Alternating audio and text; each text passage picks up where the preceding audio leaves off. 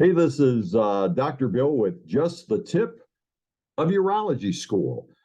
This segment is going to address benign prostatic hypertrophy and various surgical options. Now, there are a number of variations on the theme that are occurring almost on a daily basis. This is because BPH and BPH concerns are so prevalent.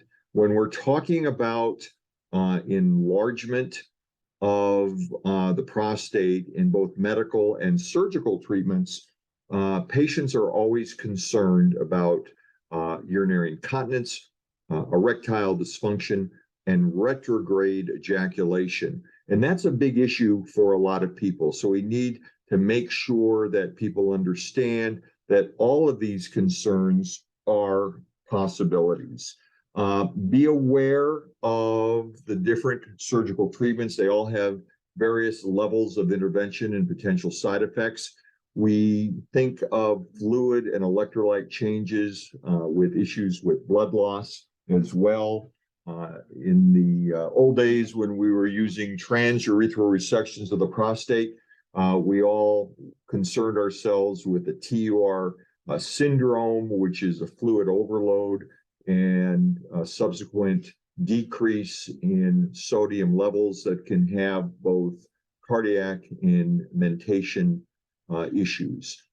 This segment in the AUA on the core curriculum really nicely describes with various tables some of the potential treatments, the potential side effects that will concern all of our patients.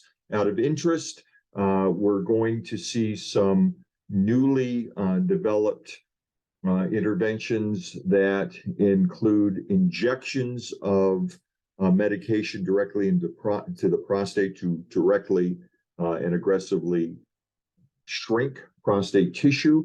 And we're looking at renewals of old interest in other organ management treatments by using embolization. So prostatic embolization I just used recently in one of our patients with the expert help of a local interventional radiologist to use a way of embolizing the blood flow to the prostate to, one, stop bleeding, and two, to eventually shrink the prostate tissue. A lot of exciting things that are on the horizon. Again, get a taste of this during your review of the surgical treatment for prostate tissue, and understand that you need to periodically revisit to update potential treatment options. Exciting stuff. As always, Dr. Bill, just the tip of Urology School.